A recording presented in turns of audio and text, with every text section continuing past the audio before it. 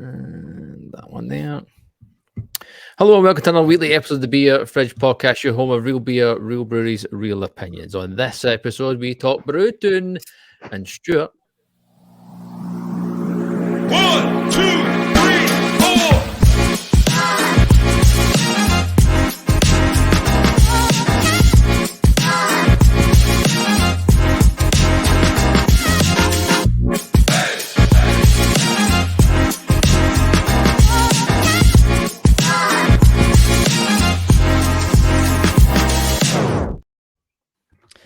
Yes, your home of no thinking, drinking, real beer, real breweries, real opinions, the Beer Fridge Podcast. As always, wherever you listen to this episode, make sure you subscribe, hit that ding-a-ling-a-ling to be notified of all the latest episodes. You can show your official support by heading to patreon.com/Beer Fridge Podcast. If you're watching on YouTube, subscribe, follow as well, and you can get all the latest content as you do every single week. My name is Gavin. I've got my usual drinking buddies in the form of Callum and Scott as well. Good evening, gentlemen.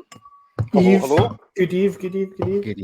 This week, exciting podcast. We are joined by Joe from Brew Toon, and we've got Nathan from Stewart Brewing. Good evening, gentlemen. Hello. Good evening. Say that again, Nathan. Oh, Good evening. you've got But That was a good voice. That was a good voice.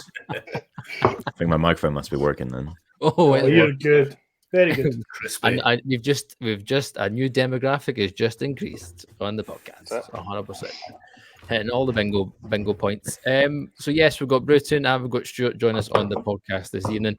We're going to be talking about their new collaboration, their new blended beer, which is super exciting, and the Project 7 one. I would normally go around the table at this point and see what we're drinking, but surprisingly not. We're going to be drinking the same fucking beer. Gilroy, have you got them both open, Scott? Yes. One. I feel like fucking Tom Cruise and Cocktail. Mixing drinks. This is as close as I get to a mixed drink. I was going to say a Tuesday there. That's how fucked up. Throw me one bank holiday and I'm all hot. So the whole thing goes to shit. It does indeed. So the sun blessed us in pretty grim Bathgate for a while today. So this is me getting on the kind of calypso/tropical vibes already, and definitely in a sprite, like I suppose enticing the summer at wherever it's been hiding with these in the springtime. And I'm super looking forward to trying them because it's been a hell of a lot of stouts. Yeah, my gut will tell you that for certain. It's been a long winter. A great winter, and I've enjoyed it. But I'm looking forward to getting into kind of more summer style beer. So I've picked up first. I don't know what order I'm supposed to. But we'll do one at a time, and then we'll blend. Well, why don't we get an explanation of the what are we going to be drinking, and then go for it? Aye. Yeah. Mm-hmm. Right, Joe, join us from Brew Toon. Let's get your side of this blend. Yeah, cool. So today we've got the pineapple grapefruit lilt shake. The idea behind it was, I mean, we miss lilt. Who doesn't? You can claim that Fanta grapefruit pineapple is the same. It's not. It's not the same. It's not even a patch on it. So I just really wanted to recreate another soft drink again, as we've previously done earlier on this year. So yeah, we went down the lassie route, which is something that Stewart Brewing were really keen on doing, which is kind of milkshakey style. But rather than going sour, we decided to go sweet with this one because we wanted it to replicate lilt as much as possible, but still have a nice malty backbone and still be noticeably a beer. So bit of fun. Just thought, yeah, big, sweet, juicy vibes with this one. So that's 100% lilt, by the way. Pineapple in a beer is notoriously complicated and complex for various different reasons. So how much a challenge was that? I mean, it's something that we've been able to manage quite comfortably. We've got it's not quite core, but we do a pineapple lager that we've been doing since the beginning. So we know what volumes we need to be using to ensure that we're not, pulling through any of those nasty enzymes that are really going to make the beer nasty and churn it up in any way. So it works quite nicely. We do add a tiny touch of pineapple flavoring at the end just to carry it a little bit further. And all that does, literally just a couple of drops, and it just enhances the aroma, and that in turn enhances the flavor of the beer as well. So pineapple chunks in the boil is what we normally go with, rather than adding direct pineapple puree into the fermenter, because that's when you get the proper nasty astringency, and that's when it really kind of breaks down the enzymes in your mouth. So pineapple in the boil. Yeah, is that dried pineapple or fresh pineapple, or sort of it's frozen pineapple chunks, right? So what that does, there's question as to if it actually works the same way or not, but it's similar to how in wine they use the frozen harvest, and it breaks down the cells of the so when we just have frozen pineapple, chuck that directly into the boil, it just essentially melts it all out into a water, and the temperature of the boil just breaks down any nasty enzymes in there that give you that horrible flavor, all the aroma and all the essence from the pineapple from it. Cool. Frozen pineapple can kill even the tasty spinach in your smoothie, so that it must work. Yeah, every day's school. Not that I'm a great smoothie drinker by any stretch of the imagination, but it's in all the frozen Tesco packets that you get for making smoothies. So there you go then. All right, Popeye. Indeed. So that covers the Brew Toon leg of the collaboration. We mentioned before this is a blended beer, or can be a blended beer, but it's very much two distinct beers on their own. And Stewart's end was more on the sour side. Nathan, tell us about that. Yeah, so similar sort of idea. Lassie inspired, super fruity, super sweet. Hold up again. I can get, there you go. Full production, Nathan. Indeed. So yeah, whacked full of fresh mango puree. We put that in during fermentation. And then toasted coconut in the end of the boil. So it's just like we get literally big bags, 750-gram bags of like really nicely toasted coconut flakes, and stick them in big tea bags, essentially big mash filter bags, during the whirlpool. So you get loads of really nice sort of oil extraction from that, which I think comes through on the nose and at the end. And then it's kettle soured as well. Yeah. So got a lovely bit of like complex acidity to it without being too much, because the lactose balances out. It's not really heavily kettle soured. We could have taken it a lot further and made it, properly sour, but it's quite accessible. It's not super zingy, and it's got loads and loads of fruit in it, as you can probably smell and taste. Yeah, definitely. That's the beer that I've started with. I don't know about the other two, but I've opened both. I'm planning to pour half the next can into this, and then pour the rest into the second glass, so that I can get a mixture. But the guys will tell you. I was saying to Joe just before you arrived, Nathan, that the guys will tell you that I was a little bit worried when I seen the sour lassie can. I was like, oh no, and because I've kind of went off sours as a style of late, and I felt like judging it by its cover, which obviously I shouldn't have done, was that 5.5 was a little bit light for that style. It felt like it needed to be a bit beefier, but it's really good. I'm properly chuffed, and it's as you said, it's accessible. It's not too sour. It could have been a lot more harsh, and it's really not. But at the same time, the lactose doesn't take over. It's not like unpleasantly sweet. Sometimes when you put lactose in beers, it can really overpower and stuff. But this it's quite well balanced. It's really, the mango's there in spades. It's pleasantly sour, and it's pleasantly sweet, and it's got a great body despite it only being 5.5%. It's really it's quite it's really substantial in the glass and in your mouth. It's really substantial. It's delicious. I'm really enjoying this one. I think the thing with both beers individually, they do exactly what they say in the tin, which is, first of all, is what you want, and you don't want to be let down by a beer picking it up and it says it's going to do X, Y, and Z, and then it doesn't do it at all. So both beers individually 100% do this. Stewart Brewing side, it's obviously a part of your Project 7 range, which we always have held to a higher standard, and I think, Callum, to your point of what you're saying there, it stands up to that of being a higher standard beer from your core range. Not that your core range isn't bad. It's not. We're not saying that at all. We just, for whatever reason, because Project 7 for us is just we've been experiencing it for what, 5 years. It's at that premium price point. It's the crazy expressions. You get some really fantastic stuff. So yeah, I think it is fair to say that it's like our most premium. Well, that premium one beers. definitely stands up to the test. Absolutely. Yeah. And as I say, I'm really pleasantly surprised. I was all ready to try and be as diplomatic as possible and you know, saying that I didn't particularly like the beer, but it's really, really good. I'm dead chuffed for that one.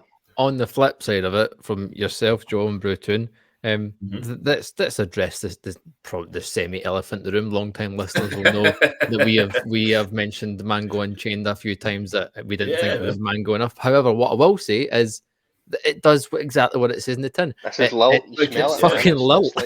Thank you very much. You know, it's something that I don't know if I want to say that beer haunts us, if you like, but it's become, over the past year, we've definitely been brewing beers, and we've wanted to make sure, as you say, it does what it says on the tin. We've wanted to make beers that are what they say. So with this one, when we came up with the concept of a pineapple and grapefruit beer, making lilt, because initially the original plan for both these collabs was, at Stewart Brewing it was going to be a pineapple beer, and up at ours it was going to be a grapefruit beer, and you blend the two together to make lilt. Right. But then it kind of developed a little bit further, and the guys at Stewart were really wanting to use mango and make it a bit more kind of tropically. So the blend kind of became umbongo, if you like. But I was so determined to make lilt, and that's what we wanted to do. So we just decided, we're like, you know what, let's make lilt, and let's just not stop at any cost until it tastes like how we want it to be. And we've done that with a lot of our more recent beers. So we released a Mega Sour Plumes and a Sour Plumes beer recently, and they both taste identical to the sweets. I'm actually pouring Mega Sour Plumes.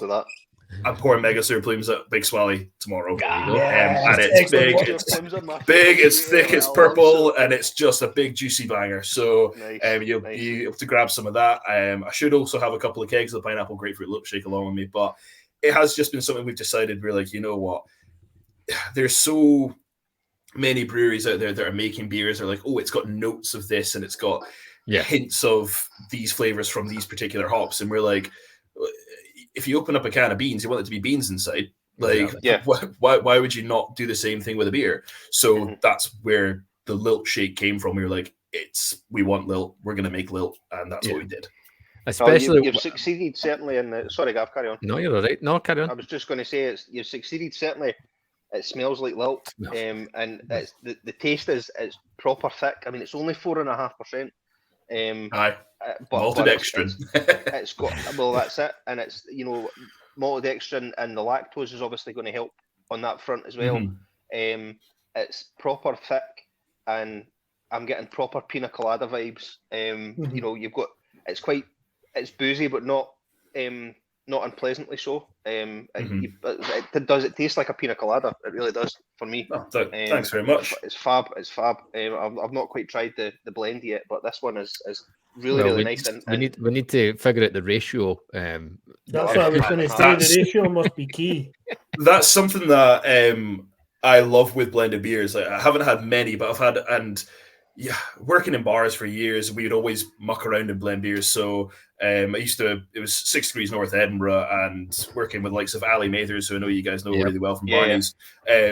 We would just sit, and we had 40 taps. We would just blend what we could and just figure out what flavors worked well with each other. And that's what I love about these kind of beers, is that the blend is subjective. So some people prefer more sour, some people prefer more sweet. So the fact that you can choose that blend yourself, rather than it being one beer in a can, that it's like, this is what you're stuck with, this is what you have to drink, you can create it yourself. So just personally, I've got a bit more of a sweet tooth. Exactly. Just to figure it out. I've got more of a sweet tooth, but I do prefer a 50-50 ratio. That's just my preference on it. That's a start for sure. I've had some people prefer more of the lilt and a little bit of the mango. I've had the other way around. So we had both beers pouring at Brewdog in Union Square last weekend, and Who? folk were getting an empty glass. Oh Yeah. that bar. That's But awesome. it was a launch party. Nah. So yeah, That's people were what getting I an empty thought. glass and they were just making it and pouring it themselves. You can make your own cocktail with it, and it does. Mhm. It's funny you said pina colada vibes, because that's what I get from the mango coconut. I tried this for the first time last week when we first got it in, and it was heavy on the mango and really nice, like perfect levels of sour. And the coconut was just a little subtle, and it just kind of rounded it off nicely. But the coconut has really developed in it, actually, even in the space of a week. Like I'm getting a lot more from it now. So I'm interested to try the blend after a week because I haven't done so yet. I've literally done them fresh out the tank, so we'll see what we come up with. Both are tasting very, very good. The other thing we need to mention, because it's fucking fantastic, Nathan, this artwork is ridiculous. It's pretty cool, isn't it? Funky as fuck. It lends itself to the beer in terms of, like we said, it's fun.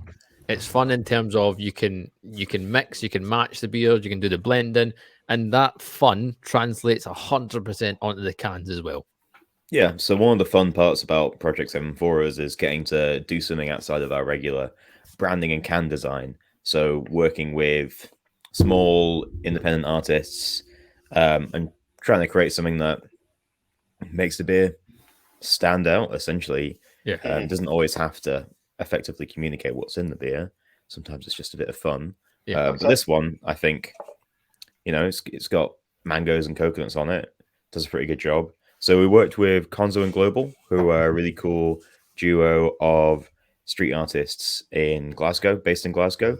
They did the massive mural in Aberdeen of the seal on the box and stuff. And yeah. they've done all sorts of fantastic stuff all over Scotland. They've done some work with Paiute, haven't they? Yeah. I think so.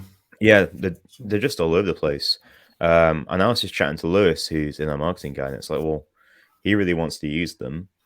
There's two of them, and we've got a little collab going on with two different beers. It seemed like the perfect excuse to try and write to them and be like, do you want to make two cool cans for us? They stand the cans out. are great, yeah. And as I say, it's something completely different to, I mean, the Brew Toon and Stewart have got their own kind of vibe on their cans, and they're easy to spot and stuff. But these are completely off the wall, completely different.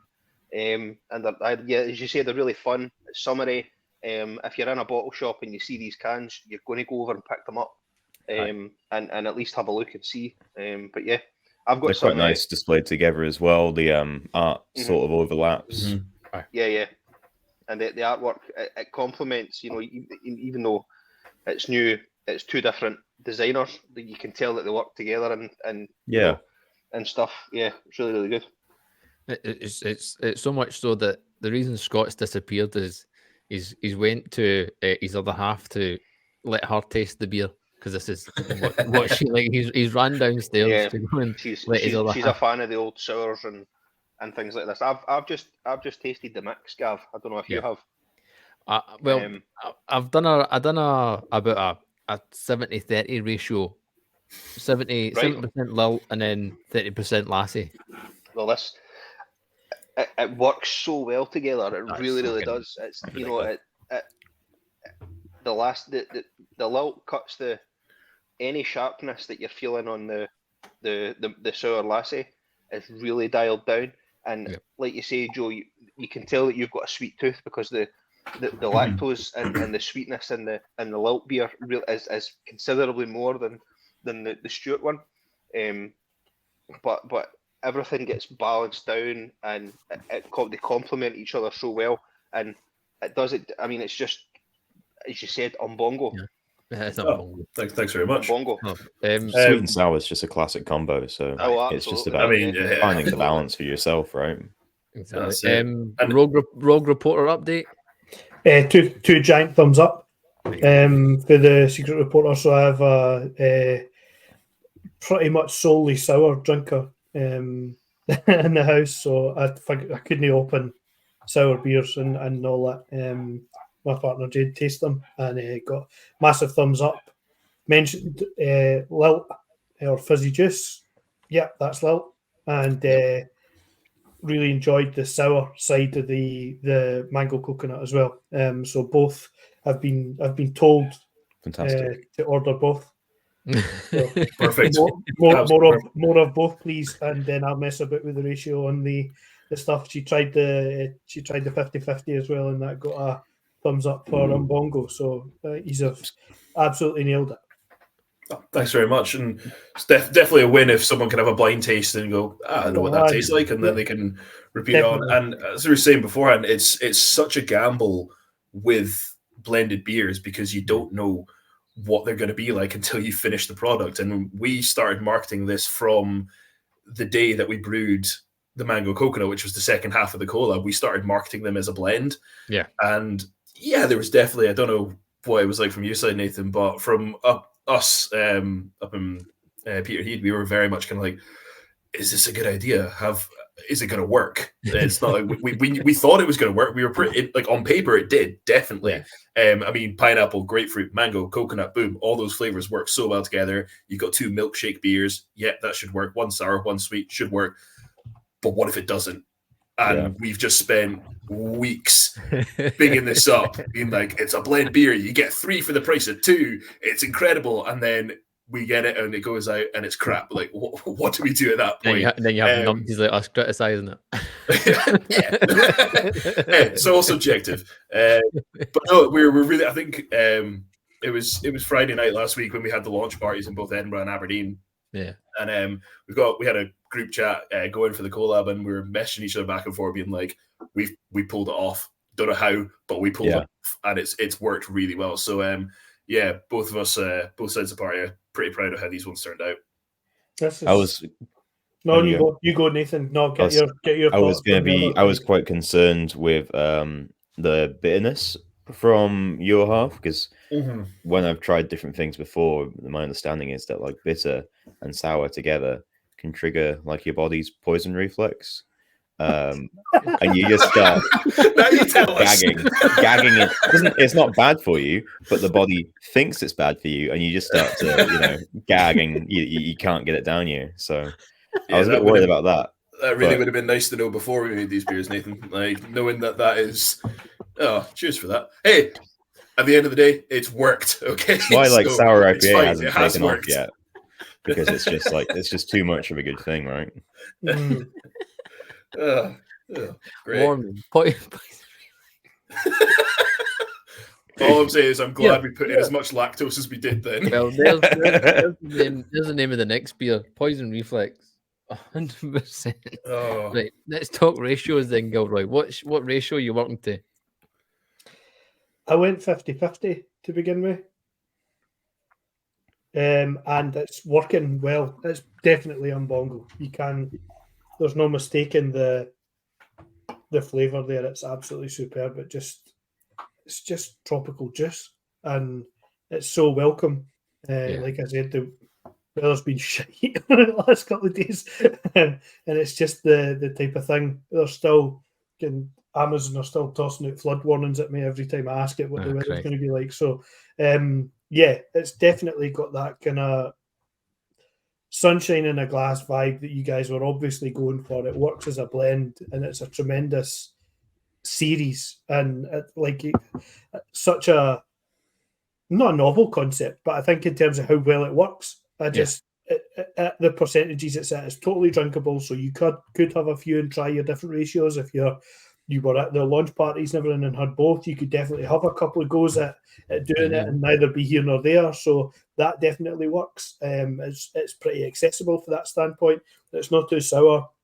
It's very well balanced, incredibly well put together, and you can tell it's been well thought about over a period of months, as you guys said. So it's a collab that works, and as Callum mentioned before, it's one that no worried me. It just only because sours aren't really my jam anymore. But this is a gateway liquid. I'll not say drug. It's definitely a gateway drink back into that kind of right. Okay, let's go and get some fruited stuff in. I'm definitely enticed by the sour plums as well. I'm looking forward to that tomorrow now as well. Yep. And it's like I wasn't looking forward to finishing up early tomorrow and getting it's one of the first times I've been excited about getting on the other side of the bridge in a while, Callum, as I'm sure you'll agree with me on. So, it's a good excuse to visit Fife, particularly for good beer. So but this is the artwork, the cans, everything works. It just ticks everybody's boxes, and like I say, and that's a particularly avid sour drinker is also giving it the thumbs up. So you've got the thumbs up for the target audience, and you've managed to pull in a few off the fence. I don't think you can say fairer than that in terms of success. I think one thing to say about the sour is, and Callum, I think you mentioned it when we weren't recording it. It's not a draw your cheeks together type of sour. It's a very pleasant. It's really accessible as a sour. That kind of word could put a lot of people off. And particularly kettle souring can sometimes be quite harsh. But as I said, it's really accessible. It's really gentle on the sour. And the best thing is, if you don't want it too sour, you buy the other version. You top it up with a wee bit of lime and you mix it together. I've lost track of my ratio. I've just been fucking going splosh. I just put a little more of the lilt in. And it hasn't harmed the beer in the slightest. It's exactly what you guys mentioned. It's a third beer for the price of two beers. I'm whacking. There you go. Put a wee bit in here, a wee bit in there, and the mix is just, it mixes so well. But going back to what you said about doing what it says on the tin, my 7-year-old just walked past as I was drinking the lilt beer, and I let her smell the glass, and she says, "Oh, pineapples." So it's like, it's obvious what's in the beer just by smelling it, never mind tasting it. So it's a cracking collab. Really excited to see. I mean, how's how for you guys? I mean, you mentioned kind of briefly there, Joe, Nathan, from your side as well of the launch date. What was the initial feedback like as well? I can only imagine it being positive, the vibes from what we've said anyway. Well, me and a few guys were out in Duke's Bar in Leith drinking it, and I think we sank a whole keg, so I think it went down pretty well. There you go. That's all right. Testament to itself. Yeah. If you can fucking clear a keg by yourself, then right. Yeah, it just speaks to how drinkable it is, because like one of the things that has sort of been mentioned a wee bit is that it's really accessible, but also really tasty. And I think that's a pretty big triumph for something like Project 7, which is at risk of being like a wankiest beer line, for lack of a better term. But this beer is ultimately one that you can introduce sour beers to people with, or really fruity beers. Couldn't disagree with that, because like we said there, it's not super sour in terms of drawing your cheeks together, etc. And it's a perfect introduction. If someone wants to try some sour beers, then that's the one to go with. And especially when you can, if the sour is too harsh, even though for beer wanks like us, it's not overly sour. But for some people, it may be, oh fucking hell, what the fuck's that? That's super sour. But you can tame that a bit with the lilt version. I love the idea of trying it. I love the idea of going to a bar and having both of them on draft. So you can so much fun. I'll try have your a ratios. third of each, or I'll have a wee bit and more, and it'd be interesting. It gets you chatting, engaging with the bartender, with people around you. It just creates more of an experience with the drink. Yeah, it's like when we first. When we first started talking to come up with the concept, I think the first thing we talked about was a blended beer. And both sides of the party were like, don't know how to do it, never done it. Do we want to do it? And initially it was 2 sours. And it was only, it must have only been back in January that we actually decided maybe let's do 1 sweet, 1 sour. That way we can have a kind of almost introductory beer to sours. Because we've definitely found with our range, the fruity sours are what a lot of people start with when it comes to beer, and they tie themselves into it. But we don't want anything to be, you don't want it to, as you said, don't want it to be too acidic. You don't want it to screw your face up. You want there to be a nice kind of level. So this one, it's like the sour beer that Stewart's have done is what we're trying to introduce people to, but then the pineapple grapefruit's there to soften the blow and just kind of work your own gradient into it, and you can almost like it's training wheels for a sour beer, and you can work your way into it. It's the best way of saying it, to be honest. Yeah, definitely. It's a change to that. It's I was going to say, can I put my hat in the ring for 1, a rebrew of both, and 2, a limbo style set of glassware, please, with a movable stick for ratio judgment. Yeah, it's not a bad shit, actually. I was thinking about I was thinking measuring tube, and then I thought, nah, fuck it, it's tropical. It's got to be a limbo stick.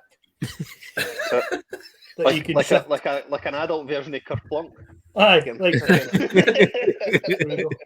could just have a tiki glass with a little measure on the side of it. You could do that. You could stick it in. But I was thinking, sour to here. That's here, and you can choose your ratio.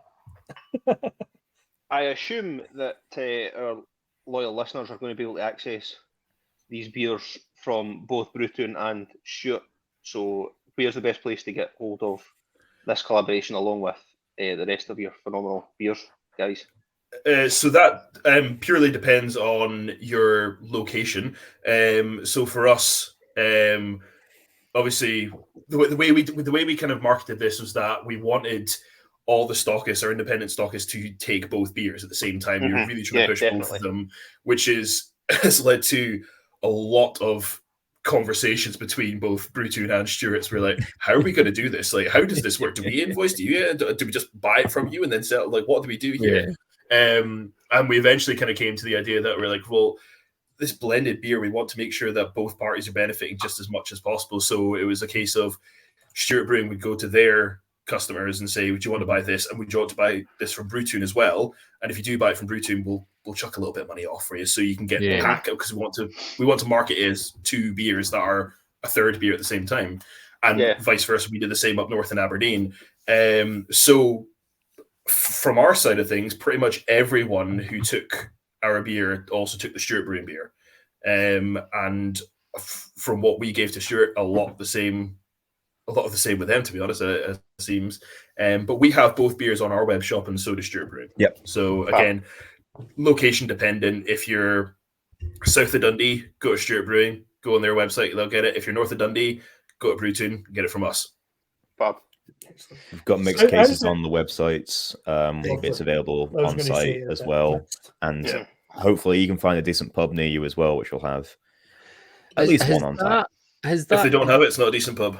No, that's well, there you go. There you go. Can I ask very quickly, what is it like selling beer with fruit in it? And because some people up in Aberdeen will never have seen a pineapple. So, especially up here when we're in the Arctic Circle up in pure heat. Honestly, it's been sunny all day, and I'm looking. It's still ice on the road. Vinny, by the way, you just got me back there with it's been sunny all day. The sun creeped out for about 10 minutes in Westfield, so that's about so the just enough to give you illusion, just to make you think something's going to change. So you got me back there. That's fine. I tried a 2-foot tackle and got smashed instead. That's good. Yeah, he did. He certainly did. Has that like proposing that to your trade and your own trade of having a blend beer being a concept that's been difficult to kind of get over, or the on-trade customers kind of going, yeah, that's a good idea, and has that encouraged them? It's something different. We're definitely going to get that in. How has that been for you guys in Edinburgh, Nathan? I'm not sure exactly how well or receptive people have been, because you're looking at potentially taking up 2 taps in a highly competitive pub environment. But I do know that Brew Toon gave us a bunch of kegs and they've all gone. Wow. They've all been sold into town. So there must be at least 3 or 4 places where both have been on tap at the same time. So I think there's been reception, because Edinburgh is such a fantastic craft beer city. There's going to be, at least 1 or 2 pubs that will be willing to do that, and that's all you need, because you can get about easy enough if you know where it's where the pouring. And I mean, you can definitely take. I mean, the proclivity of bars in Edinburgh means that you're able to take a half pint on the tram and get it topped up with the other one that's somewhere else along Yeah. the line. If it's not both on there, you can either wander across the road or just jump on one of the many public transport links where you're one half and get your top up in there. That would be good. And Good that they've all gone. That's a really good Yeah. thing. But I think it's also in terms of the if you walk into a pub and there is only one on, do not be disheartened, because both beers are just, and you find I've found that way, or know that I've tried a hell of a lot of blended stuff in my time, but that some of the if one of them's no up to snuff, you feel like you're missing something with not having a blend there. Whereas I don't think this is the case. If you walk in and you find either on its own, you're going to be just as definitely joyous great and happy beers on their drinking own, right? them on their own. But getting the full effect that you guys had intended is definitely the way to drink it. So if you're buying it, buy mixed. If you've got the opportunity to do so, and if you're drinking it in a bar, see if you can get it. If you can get the mix and get the blend in and mess about with the ratios, because the lilt is good fun. The mango coconut is equally good fun, and it can only lead to more so when you're drinking them blended. What the fuck was that? I don't know. I was counting as well. I wasn't even thumbing.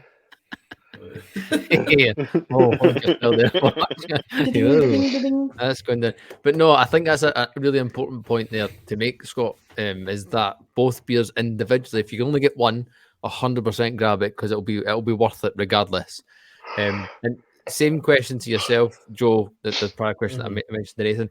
How is the on-trade customers taken to that kind of concept of having a blend? Because we never really have a ton. And like Scott said, the last one I had, which must have been about a year ago, if not even longer, I did feel like I was missing the other half of the beer. But when I mixed it, I was like, oh, there you go. There's the full.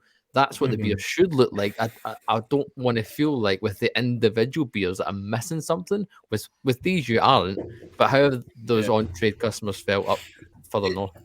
It was definitely, it took a lot of convincing. There's absolutely no doubt about that. There was a lot of, so for us, Aberdeen, as of recent years, has been fairly quiet as a city. I don't think there's anyone who's under any impression that it's, the same as Edinburgh and Glasgow. And we've got a hefty base of customers up here, and a lot of them are pretty comfortable just sticking to what they know from us. So they'll take a lager, they'll take a pale ale, and it's like, that's the core range. They just stick with that. They're happy with it. So for us, we put a lot more of this into packaged beer, into cans, rather than into kegs. And that's our biggest kind of more open market, is folk that are willing to try all the weird, funky stuff in cans. So again, they're very happy to take one of the beers. Our customers are quite happy to take our beer. But then as soon as we started being like, hey, do you want to take it from this brewery as well? Because you're supposed to blend the two of them together. They were a bit like, blending? There was definitely that kind of like a blended beer. Like, are you sure? Does that mean it's a cocktail? Does it count as a cocktail at that point? Like, it's two alcoholic beverages in one glass? Is that a cocktail now? You're like, no, it's a blended beer. So yeah, there was definitely a good element of convincing, and there was a lot of confusion from both sides of the sales teams at Brew Toon and at Stewart's. We're like, how do we do this? Like, how do we actually tell people we want you to take both beers without sounding greedy? Because there was that element of, hey, you've taken a case, buy another. Like, but we wanted to ensure that we wanted both beers to be packaged at the same time. So there was an idea knocking about as well that we'd send 20 cases down to Stewart's and they'd send 20 cases up to us, and then we'd repackage 6 cans per case. So you'd have a 12-pack of both blended beers. But then we're like, does that work? Will that work? Again, for legal reasons, can we have 2 separate beers in one case and set it off as like a blended package kind of thing? Where we didn't really know, we didn't actually spend enough time looking into it, because we were like, we're overcomplicating it here. Why don't we just try and tell people take 2 cases and you'll be fine? And majority of folk end up taking 5 cases of each, so we were all right with that. So it wasn't too bad. It's literally the point you made at the end there. I was going to say, did you find yourself just at a point where you were just like, we're just overcomplicating this? It's 2 beers. If you want them both, buy them both. Bada bing, bada boom. 100%. Yeah, we when we were coming up with the concept of the beer, a lot of ideas are bouncing around, and again, they were overly complicated. The whole let's make one grapefruit sour and a pineapple sour and blend it to make Lil, and all these different things. Like we tried to recreate an actual drink with two separate beers to recreate a specific third one. Whereas we were just like, why don't we just make a tropical juice? So that's probably like to what I was saying before with a blend that I've had previously, where I felt like an aspect individually was missing. Like if the blend itself was going to be Lil, like the both individual bits, probably you would have felt, oh fuck, I'm missing that side of it, I'm missing this side of it, and then you put it together and go, oh yeah, that's definitely. I think it was years ago now, but it was a very well-known Welsh brewery for their 8th birthday released 8 separate beers that were all designed to be blended together, and it is exactly what you said. You had one, you're like, it's not quite there, and then you had the other one, again, same thing, but you put the two together, and you're like, oh, that's the full picture. You've got two halves of the puzzle, and then you put it together, and that's it there. Whereas with these ones, we're like, why don't we just make two not overly similar beers, but flavors we know would work well together, so that they are standouts as they are alone, and then when you put them together, you get something completely brand new. So that's why we were at the end, we were quite happy with just being like, if a certain stockist wants to take only one, we're not going to be offended, because we know that is still a quality product. On its own. From Stewart's side, obviously you've put the Project 7 badge on this, so assumingly from Stewart's side, you wanted to make sure that the beer individually was up to that standard, regardless of the blending before you even released it. Yeah, I mean, like you say, it's part of our premium line. It's part of Project 7. We're not gonna do anything in that series if we're not 100% sure of it. We taste them all often, even the stuff that's on the shelves as well, making sure it's still holding up. And you kind of have to be cutthroat with it, because if it's not, a 9 or a 10, maybe an 8 out of 10 beer, it shouldn't be on the shelf next to stuff from our friends, our collaborations, the other artists that are on that shelf. You can't bring the series down. So no, we've got to be 100% sure of what we're putting in to any Project 7, and this is no exception, and more so probably good because it's a collab, because you're working with your friends, you want to do your best. It's well, incidentally, like we said, it's 2 beers and you get a third one free, and almost that lends itself as well. You've got the 2 breweries, and the third aspect of it is this amazing artwork. So you're getting the 3 amazing elements to the beer, the artwork, the breweries that are involved that are coming up with these individually really good beers. Artwork looks fucking awesome, and you mix it all together and you get a fucking fantastic beer that tastes like that. I think I can safely speak for Callum and Scott in saying this has worked. 100% it's worked. It's a triumph, I would say, in terms of it's just so easily, like, and you could toss all the bingo words you like at it. You can smash, crush, sesh. I mean, we've spoken with Bilko before about could you sesh it? Could you sesh it 100%? I think Nathan and his mates the other day kind of attested that you can sesh it vociferously. And I know that if there's any kegs that appear in Fife tomorrow, Callum and I'll have a damn good go at it as well. So definitely, that leads on nicely to some of the kind of closing final notes is individually as breweries. Joe, you mentioned off recording that you'll be going to Big Swally. What are you going to be bringing to Big Swally that the guys can get themselves involved with, and other things that we can look forward to from Brew Toon as well? Yeah, so we've got a lot planned for this year. I think 2024 is very much an exciting year for Brew Toon. We finished 2023 on a high, and things just keep growing and growing and growing for us. So we've got some big collaborations coming up with some very well-known UK breweries. I mean, I'm not really going to announce any coming up because I don't want to spoil too much. No spoilers.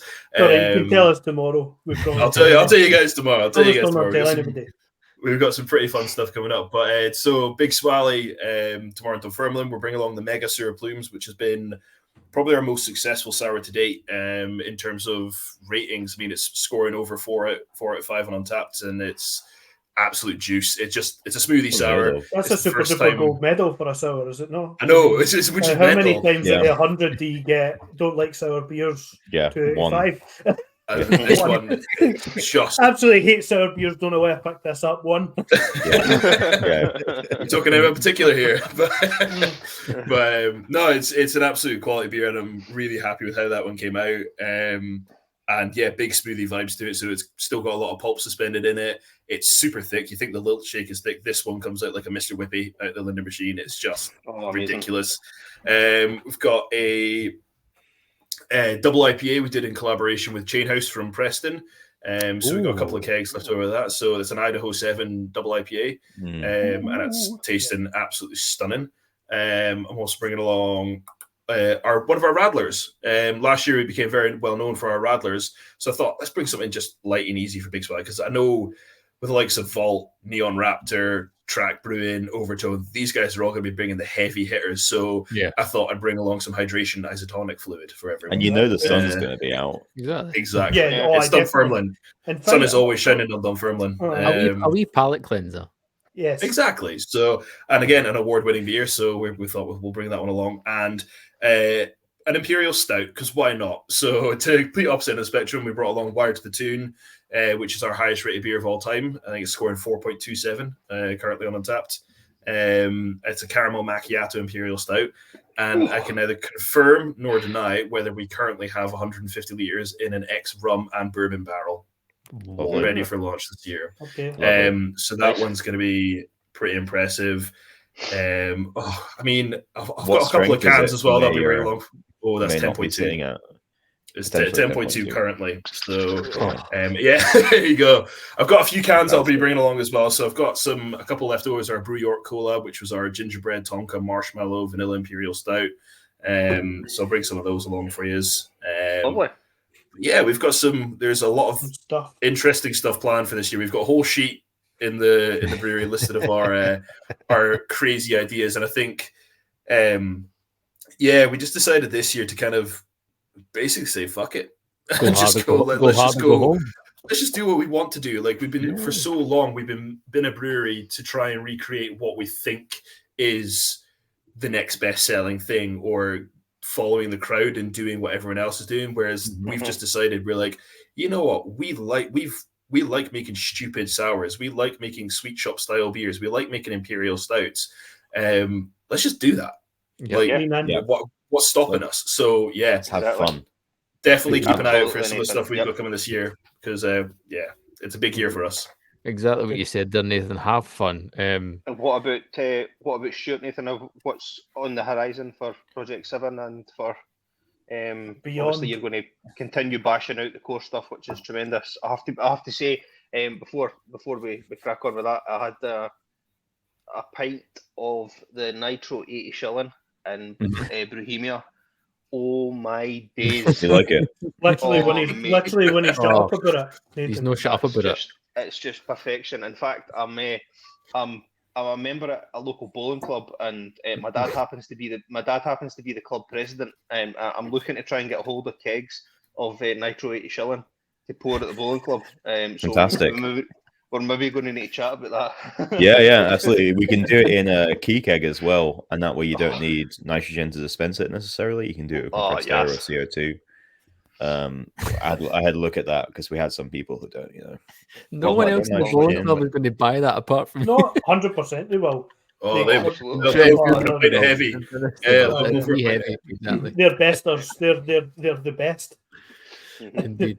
Sorry, we've got some exciting stuff going with the core range. Changing some stuff around. New hops coming in and coming out. It's a big bad world of brewing out there, and we've got to try and adapt and roll the punches on something. So like Citra Blonde just got a massive overhaul, and I think that's tasting absolutely fantastic now. Project 7, think next release is going to be a Radler, which is in association with a local soft drinks company, which I'm really, really excited about. We've bought a pasteurizer specifically for it, so that's pretty fun. So I hope it goes well. We just finalized the recipe for that the other day. Been working on it for like close to a year now, probably. So that's really exciting. So no pressure, but we'll see how it goes. That's a competition with the Rattlers, it seems, eh? Yeah, but they're hopefully different enough. Yeah, like you said, yours is a collaboration with another local soft drinks company as well. Summer House Soft Drinks in Fraserburgh. So they're fantastic guys. So it's very much along the same sort of, same sort of idea. Yeah, but with a different spin on it because it's all Edinburgh stuff instead. Good. We've got some collabs. What's that? Sorry.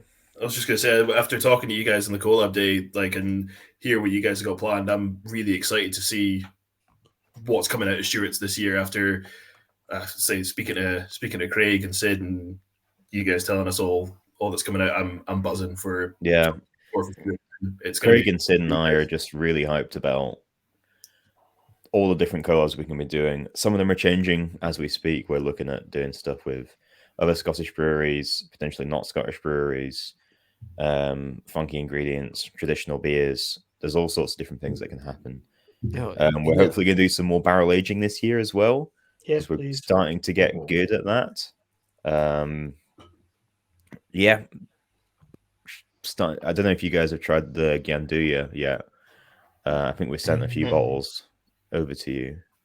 Have I? Potentially on their way. I probably either have or I've forgotten. That was doesn't chocolate hazelnut barrel aged stout. So hopefully that finds its way to you soon. Yeah, so we're going to try and do more of that because just got me excited. The more we read about barrel aging, is that the more is better generally. So yes. the more we can do, the better it will get. Yep. Mm-hmm. I need to ask Nathan. One, hilarious video. Two. You actually need to now brew it because I think it's just such a funny idea. The haggis stout. So actually, it's as bad as it sounds because there was no props in that video. In terms of the haggis stout, I got a big glass full of haggis and I poured stout over it and I drank it. And I think it's one of the most repulsive things I've ever tasted. Did that set off the poison trigger? Does it? It did. I could not keep it in my mouth. I have like an involuntary spit out reaction in the video because it's like I just could not tolerate it at all. So it's chocolate orange, so a chocolate and orange stout with haggis, little pearls of haggis suspended in it.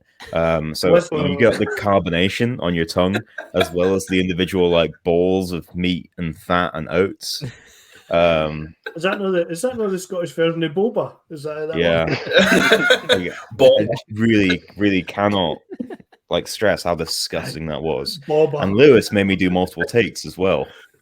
Oh, obviously. He's winding you up. Behind the camera. He was doing it with me, so fair enough. But I could not tolerate that at all. There was a beer that was made that they initially it was for a football TV show. They approached us and asked if we wanted to do it, and it's a Bovril beer that got made, and it's actually beefy. That was so good. I think it was Drygate that did it in the end, but they were like, "Oh, do you think you guys could make that?" And I was like, "Really? Like you want a cold, fizzy, beefy beer?" And Bovril Nitro 80. That's what they wanted. Yeah, so I don't know if you could maybe replicate that with your haggis beer, just make it a bit spicier. What about Bovril Rauch beer? A bit of a smoked beef. It already tastes like smoked sausage anyway. So. Mm-hmm. There you go. Love it. Love it. See if you think about like obviously the idea of putting actual haggis into a beer is pretty repulsive, but like see if you think about the spices and stuff that are in haggis, like black pepper, I think someone has done a spice coriander, all these things don't sound out of place in a beer. So there's definitely something in that. If you do want to try something a bit out there, we've just released a beer. I think it was last month with the Royal Botanic Gardens, which is one I brewed for them using pine needles, marigold flowers, and coriander seed instead of aroma hops. Mhm. Wow. Right. So that's like super, super different and Cool. flowery and spicy. So I'm keen to do more with that. Just that whole, it's a whole realm of different ingredients. And some guys in the team are really like, used to be really into cocktails. So they've got a really fantastic understanding of that. Like black pepper is just, it's the guy, right? In Scotland. Absolutely, yeah. King of spice. Not to bring the good vibes down, but Oh, for fuck's sake. I'm quite good at doing it, to be fair. Mm. Obviously, we've lost a ton of breweries and stuff already at the start of this year. How from a brewery's perspective, how actual difficult is we're on the outside of it. The three of us, especially, Callum does a wee bit of home brewing. Me and Scott, we are really good at drinking beers, and Mark is obviously he's inside the brewing world as well, working with West. From your guys' point of view, how actually fucking difficult and how scary is the industry at the moment? Joe, I'll take you first. It's definitely difficult. It is, and there is this looming fear above anything you do that because it becomes this thing where like every single bag of malt, you look at it as like you're pouring pounds into this big tank. And everything you do is going to cost you money, whether it be duty costs, whether it be can costs, whether it be label costs, labor costs. Everything has a fee to it. And it's a bit disheartening sometimes that you'll send out a beer and you'll sell a beer, and the money that you get from it, you're like, right, I'm getting one single payment from this product, but I've had to pay 20 different people to even make this product. So there's definitely a little kind of it's difficult. It is. There's no. I'm not being about the bush. It's hard. This is a difficult industry to be in, and there is always a worry that something bad might happen that is going to just completely turn it off like a light switch. And do you find doing these collaborations with the likes, and I'm by no means do I mean this as an offense at all, with the likes of Stewart, who are a name that are in supermarkets and that are a bigger brewery, is that something for you guys that just you'll look towards those because like it's Stewart, they've got a name, they're in the supermarkets, etc. People know Project 7, X, Y, and Z, so that should, in theory, help with the beer and the revenue coming through for that beer. 100%. Couldn't have said it better myself. There's when Stewart Brewing approached us at the Midsummer Beer Happening Festival last year in Stonehaven and asked if we wanted to do a collaboration. We jumped at the opportunity because they're one of the most respected breweries in Scotland and have been since 2004. 2004, 2006 when you guys started out. It's been Stewart have been the dominant craft brewery, dominant decent craft brewery in Scotland for a number of years, and I've always respected them also as a Heriot Watch student and had good connections with the guys, and we knew that this was going to open the doors for Brew Toon to a lot more people that may have never heard of us, and it's something that I think collaborations are really good at, and they're especially the power of social media with this sort of thing. So you've got likes of collaborative posts, and you're opening it up to not only your followers, but maybe like with Stewart Brewing, however many thousand followers more that they've got, they're opening up the doors for that.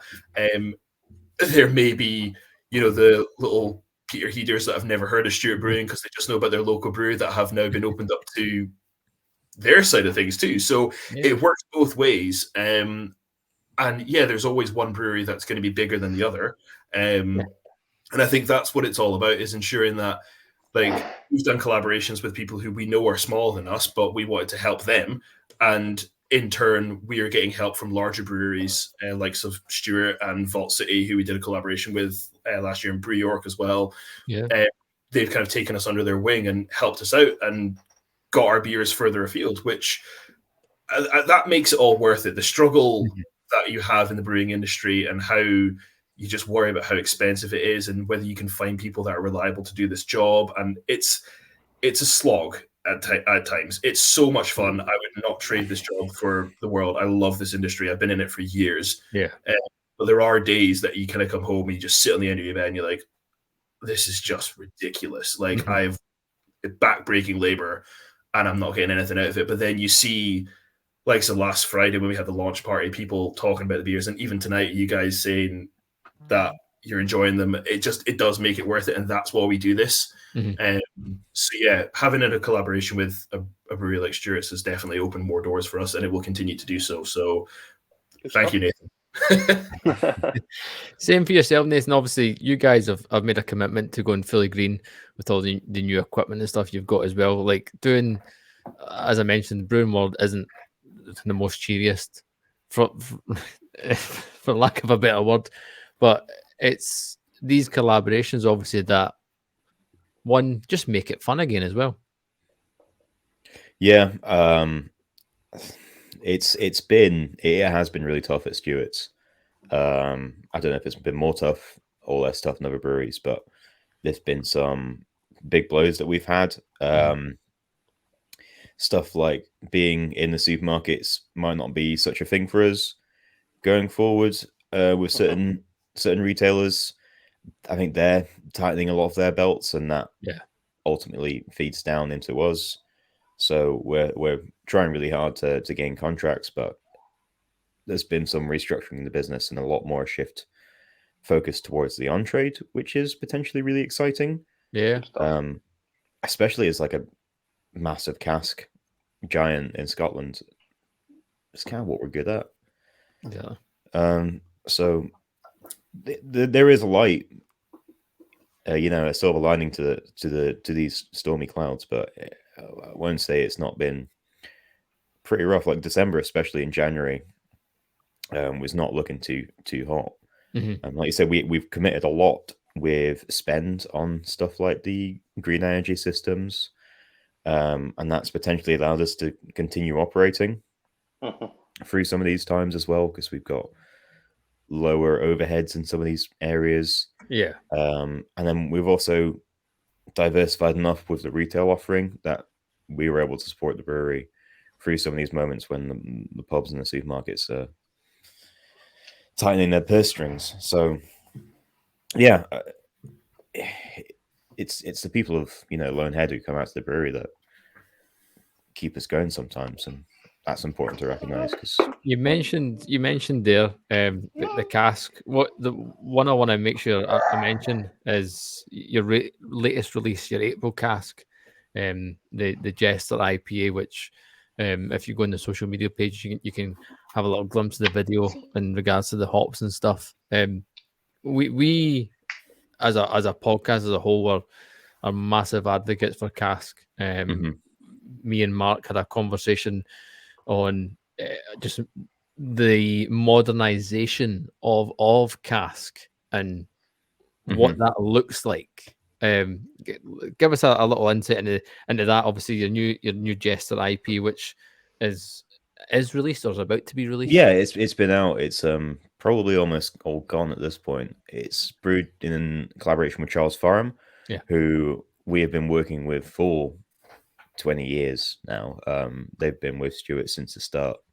So they're absolute giants. They've been going since like 1874 or something. Like just a wee while. An incredible amount of time they've been growing hops.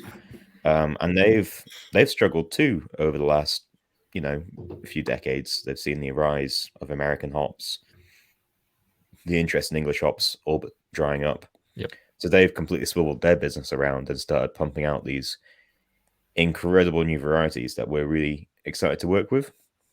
So yeah, Jess is one of those, and cask beers kind of like the perfect vessel for a modern, crazy English hop to just sort of turn stuff on its head. Really, we're using their hops in a lot of our beers now, because they're so wonderful. They've got such fantastic aroma qualities, and they're much lower in emissions. So we're trying to use them as much as we can. Yeah.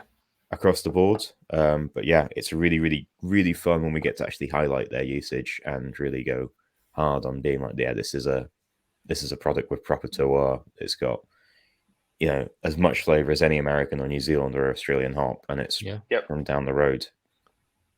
So yeah, that's a really exciting one thing we probably don't do enough in this country, and Callum and Scott, you're probably testament to this, is we don't champion hops that we grow here. Like it's not we grow decent hops. Like we make Mhm. decent beer. Like that's fucking Britain's got one of the oldest and most established brewing traditions in the world. It's exactly. Like why are we've we been not growing champions? hops forever, but it's just people have fallen out of love with traditional English styles and traditional English hops that taste like the woods.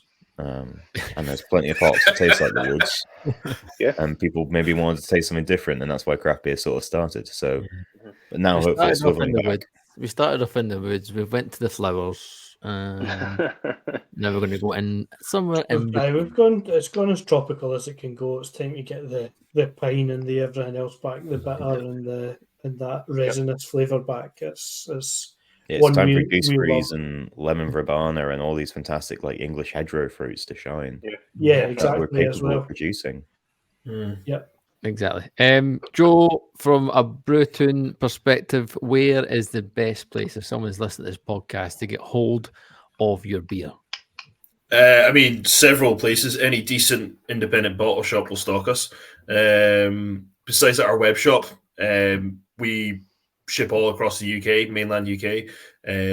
So yeah, in Edinburgh, again, like sort of Leith Bottle Shop, Cornelius. These guys are big supporters of us and have been for a long time.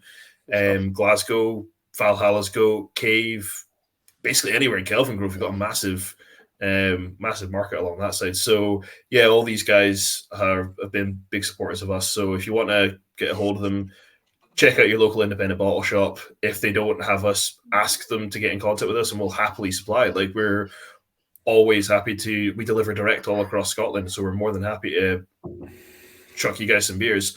But besides that, just go give us a shout in the web shop and we'll sort you out. No bother at all. Yep, like I said, head over to brewtoon.com. Nathan, same question yourself. Listeners of the podcast, long-time listeners should already know because you've been on enough times that they should fucking remember the website.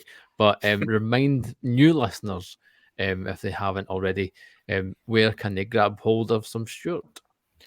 www.stewartbrewing.co.uk is going to have the largest and most complete selection. You can visit us on site as well. You can come have a chat to me and I'll give you some beer as well. So, nice little bribe for you.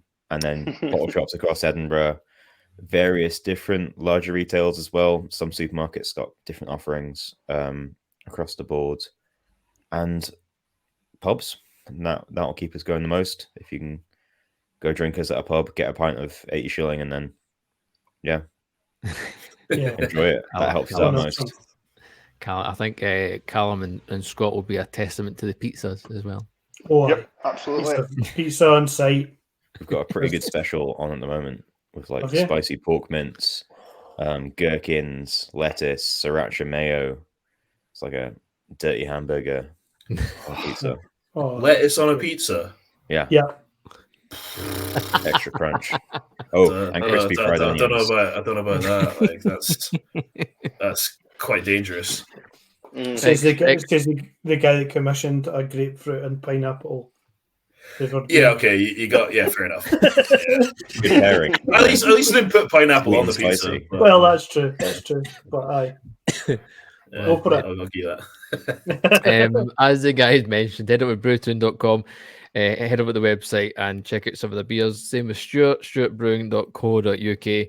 Head over to the website and you can pick up some of the beers direct off the website. Why the fuck not? And just genuinely, this is not blowing smoke up anybody's ass, but by all means, pick both these beers up because you'll enjoy them individually, and then when you mix them, you'll enjoy it even more. It's a lot of fun, tons of fun.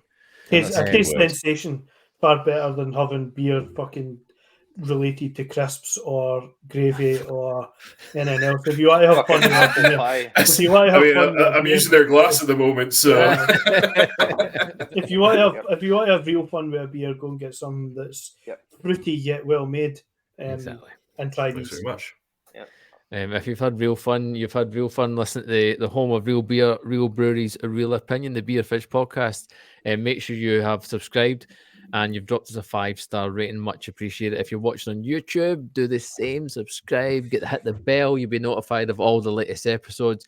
You can show your official support by heading to patreon.com/beer fridge podcast. You can get access to exclusive content and some homebrew, which should be nearly enough ready, to be honest, from Mark and the team as well. Patreon.com/beer fridge podcast. From myself, Gavin, from Callum and Scott, Joe and Nathan. Ah, what a laugh. That was good fun. Thoroughly enjoyed it.